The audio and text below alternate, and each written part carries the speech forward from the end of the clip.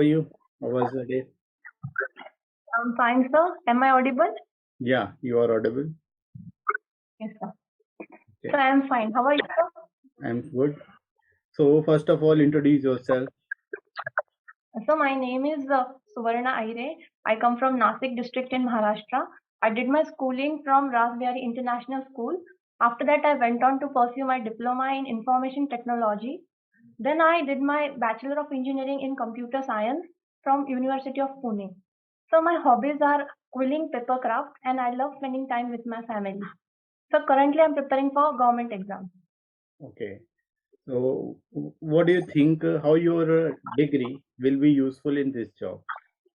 How So you can utilize your IT degree in this job? yes, sir. So basically, as we know that the digitization is increasing and the government is also focusing on digital India. That is why the issues also are increasing. And basically in IB, the use of information technology is very high. So the information which they are collecting. So now the terrorists and also the insurgents are using the technology to recruit people. They are also using to spread other information. So, so my degree will basically help me, sir, in using this latest technology like artificial intelligence and all. Okay, इसके साथ ही साथ friends आप इस book को ले सकते हो जो IB ACIO इंटरव्यू के लिए स्पेसिफिकली डिज़ाइन की गई है। इसमें आपको 100+ क्वेश्चन एंड आंसर्स मिल जाएंगे जिनको आप प्रिपेयर कर सकते हो, जो आप लोगों के लिए काफ़ी ज़्यादा इंपॉर्टेंट है।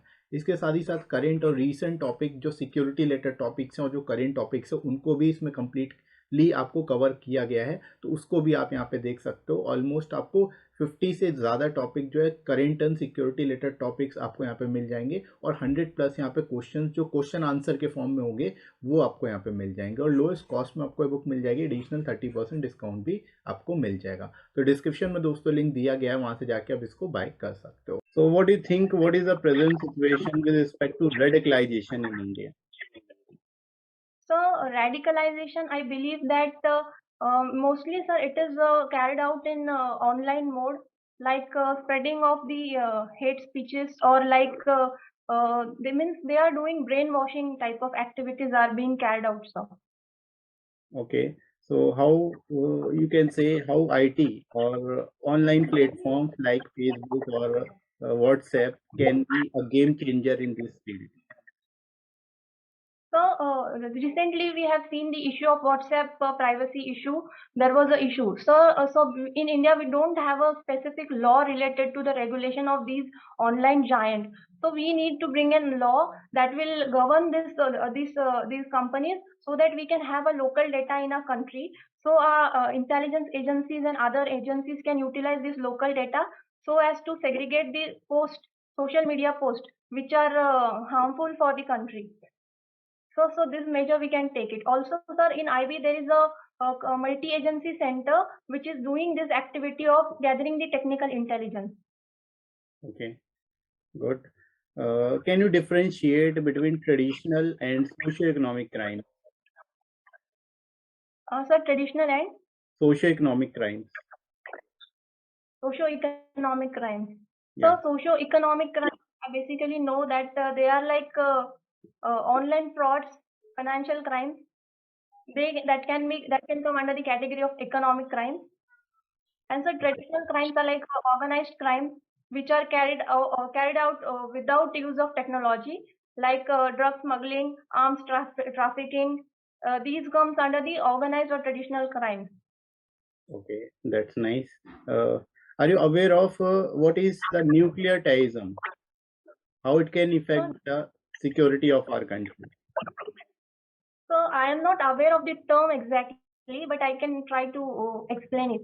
So nuclear terrorism, as its name suggests, I think so. It might be something related to nuclear attacks by countries because, as we know, that our both neighbors, Pakistan and China, are nuclear power. So it might be related to that. Okay, so what should be the impact or what we have to do to strengthen the security in this regard? So India is following the policy of no first use nuclear policy. So we basically focus on nuclear deterrence. So like we will not attack first, but we are strengthening nuclear capabilities, we are having the Arihant class submarine, which is a nuclear capable submarine. We are strengthening our armed forces, Army, Air Force, and Navy in this regard, sir. Okay, that's nice. Now, what do you think? What are your weaknesses that will hamper you in this job? Sir, I have certain weaknesses. I feel that I am an introvert person, and this might hamper that, like, I feel a bit shy when I'm trying to contact with people, or when I'm talking with new strangers. So it might be my weakness, but I'm currently working with more and more people. Okay, So my that's good. I'd like to point is that I'm very creative person. So most of the time I tend to come up with a lot of ideas, but I fail to segregate or prioritize these ideas. So this is also one of my weakness. Okay. So, what do you think? If you are posted in northeastern states, right? Then how will you manage? How will you manage to stay there, or what you can do to improve the security of our organization in this regard? Okay, sir, in northeastern region is very volatile.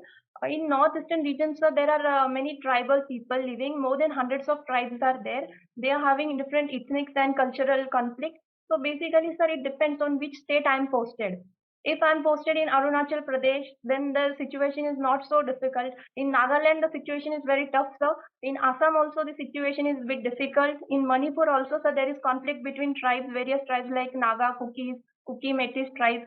So it depends on the situation in which state I am posted, and after that, sir, I'll try to understand the problems of those people, try to raise my sources in that area, sir, so that I'll try in whatever ways, so that the government is also trying to peace talk with these people, so that they can try and solve their problems, sir. So Okay, whatever task allotted to me, I'll carry out that. okay. So, what do you think? How will you manage change? So change is inevitable, as we know. So I love changes and I love challenges, and so that is why I'm applying for this job as well. And so I feel that whenever I'll get posted in other areas like in Northeast or in Jammu and Kashmir, so it will be like challenging and adventurous for me to work. Okay, means you can work in any part of the country. Very adaptable person. I can manage to survive in all kinds of situations. Okay, have you ever lived other than your state? Yes, sir. Yes, sir. So I went to Bangalore for my studies. That time I was out of my state.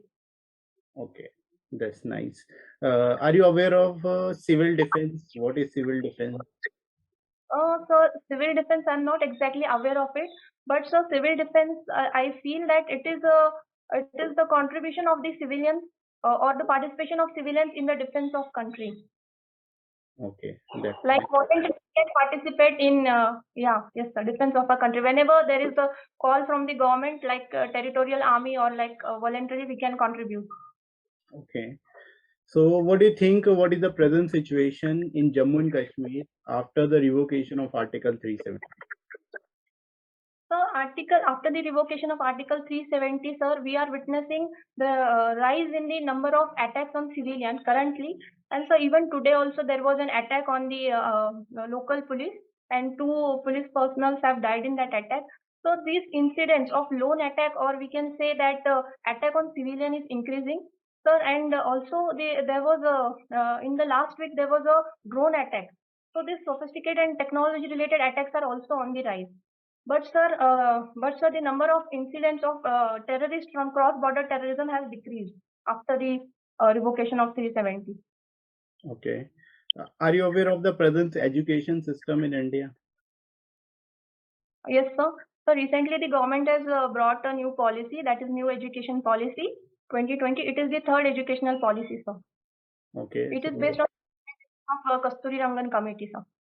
okay, that's nice. So, can you explain what are the some of the reforms that have been taken in this case, in this policy? Sir, this policy focuses on bringing foreign universities in India. It also focuses on making India a knowledge hub. There is also emphasis on vocational education and focuses on creative education, sir, rather than rote learning education. So after that, the present system has moved the age of school admission to 3 years. Earlier it was 6 years. And also, sir, the 10+2 system has been removed, and also the affiliation system of the colleges which are affiliated to university, that system will also come to an end, sir. Okay, that's good. What about the graduation level? What have been changed, or what other changes have been made in this regard? So graduation level, sir, I feel that the collegiate system, so that will not be there, I think so. Okay, are you sure Like, about it? yes, sir, 90%. Okay. So, what do you think? What is the present situation if you talk about Naxalite in India, or what should be done so that the activities of Naxalites can be removed or can be minimized?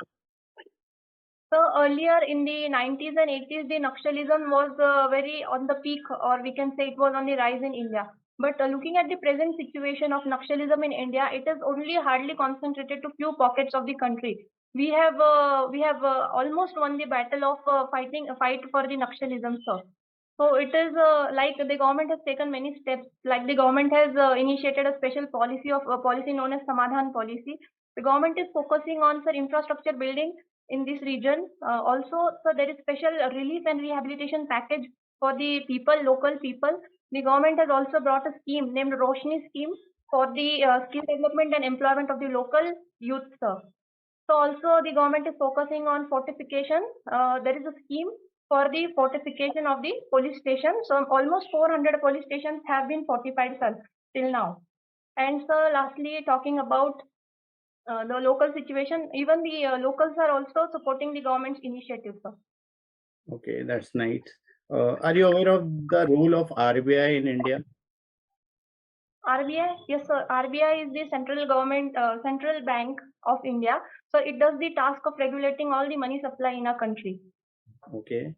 So, what do you think? What are the major policies it forms to regulate the monetary supply or money supply in India? So RBI basically looks after the monetary policy of our country. There is a monetary policy committee. It looks after the formation of the monetary policy. So there are two components of the monetary policy. There are quantitative and qualitative components. So in that there comes like CRR is there, CRR rate is there, repo rate is there, SLR rate is there, reverse repo is there. So RBI does the task of managing these rates, as well as, sir, RBI also does the task of managing the foreign reserve or forex of a country. Okay. Are you aware of what is the difference between CRR and SLR? Yes, sir. CRR is a cash reserve ratio, sir. It is the money which is reserved with the RBI. And SLR is a statutory liquidity ratio. So it is the amount or money which the bank has to keep with themselves. It is in the liquid form, sir, like in the form of gold or government securities. Okay. Is money is also included in it? Yes, sir. So Okay. not in SLR, in CRR. It is in cash form. Okay. In SLR, cash is also reserved, right? Okay. It is also included in SLR, right? Apart from gold or other form of securities, right? Okay, that's good.